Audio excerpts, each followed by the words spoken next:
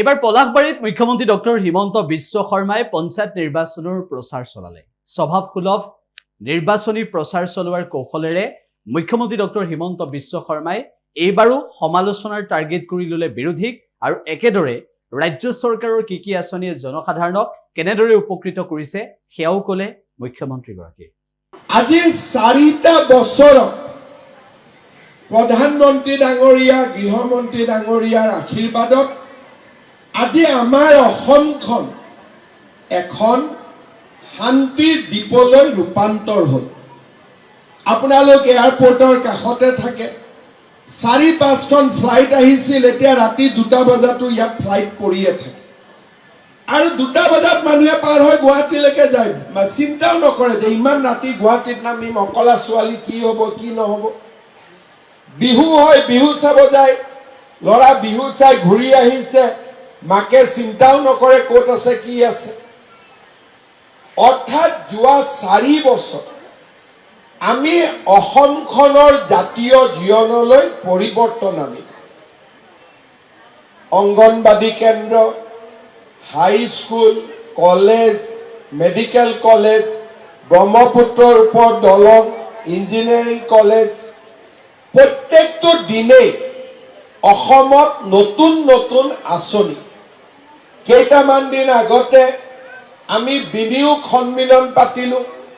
5 লাখ কোটি টকাৰ বিনিয়োগ আমাৰ অসমলৈ আহিল। এদিন বিনিয়োগ ওলাই গৈছিলে, অসমৰ ল'ৰাকেইটাৰো 2 পইচা হলে বাহিৰত গৈ ব্যৱসায় কৰিছিলে। আজি অসমলৈকে বিনিয়োগ উভতি আহিছে। এইখন অসম আমি ধৰি ৰাখিব লাগিব।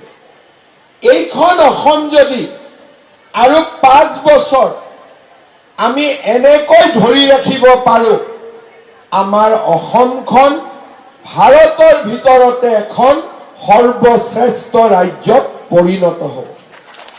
আজি আপোনালোকে চিন্তা কৰক, আমাৰ গুৱাহাটীখন কিমান ডাঙৰ।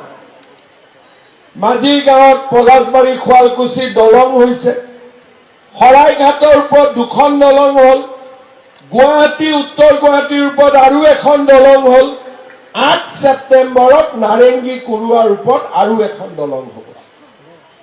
আমি গোটেই পঢ়া দিনত শৰাইঘাটৰ ওপৰত এখন দলঙে দেখিলো।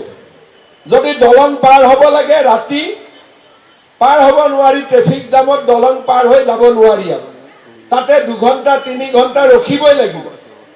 আজি এইখন অসমত এয়াৰপোৰ্টৰ পৰা কোনোবা বোলে ৰঙিয়াত যাব খুজিছে, 2 দিন পিছত পলাশবাড়ী দিও পাৰ হ'ব পাৰিব, শৰাইঘাটে দিও পাৰ হ'ব পাৰিব, উত্তৰ গুৱাহাটী দিও পাৰ হ'ব পাৰিব, নাৰেংগী দিও পাৰ হ'ব পাৰিব, বোলে মোক চিপাঝাৰ যাব লাগে। এই পৰিৱৰ্তনবিলাক আমাৰ জীৱন কালতে যে এই পৰিৱৰ্তনবিলাক হ'ব, আমি কোনেও অনুভৱ কৰা নাছিলো।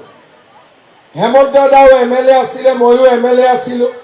কংগ্ৰেছৰ দিনত আমাৰ কামে আছিলে লুঙি বিলাব লাগে, ধুতি বিলাব লাগে, সূতা বিলাব লাগে, আঁঠুৱা বিলাব লাগে, কম্বল বিলাব লাগে, আৰু বেলেগ কোনো কামেই নাছিলে। মহিলাসকলক কওঁ যে কংগ্ৰেছৰ মিটিং আছে, আহিব লাগে। মিটিঙত আহিলে বোলে আহিলে কি পাম, সূতা পাম। মানুহ আহিলে 5000, সূতাৰ বান্ডিল আছে 200, ওপৰৰ পৰা দলি মাৰি দিলো, যোনে কেছ ধৰিব পাৰিলে ধৰিলে। আৰু তেনেকুৱা আছিল নে নাই? আজি আমাৰ অসমত লুঙিও নাই, ধুতিও নাই, সূতাও নাই, কম্বলো নাই, আঁঠুৱাও নাই। দুৰ্গা পূজাত পঞ্চমৃত খুৱাব লাগে নহয়, কংগ্ৰেছৰ পঞ্চমৃত আছিলে লুঙি, ধুতি, সূতা, আঁঠুৱা, কম্বল। এতিয়া আমি ধুতিও দিয়া নাই, সূতাও দিয়া নাই, কম্বলো দিয়া নাই, কিন্তু 1250 টকা মাহত অৰুণোদয় দিছো। মানুহে ইচ্ছা কৰিলে নিজে দোকানৰ পৰা ধুতিখন কিনি ল'ব পাৰে। আমাৰ অসমৰ দৰে প্ৰদেশত অৰুণোদয়ৰ দৰে আঁচনি আহিব, আমিতো কোনেও ভাবিবই পৰা নাছিলো। কিমান মুখ্যমন্ত্ৰী আগত আহিলে। আজি অসমৰ অৰুণোদয় আমাৰ পৰা শিকি মধ্যপ্ৰদেশ, ছত্তীশগড়ত আজি অসমৰ অৰুণোদয় লৈ গৈ তাতে চৰকাৰবিলাকে প্ৰচলন কৰিছে। আমাৰ সমষ্টিত বহুতে অৰুণোদয়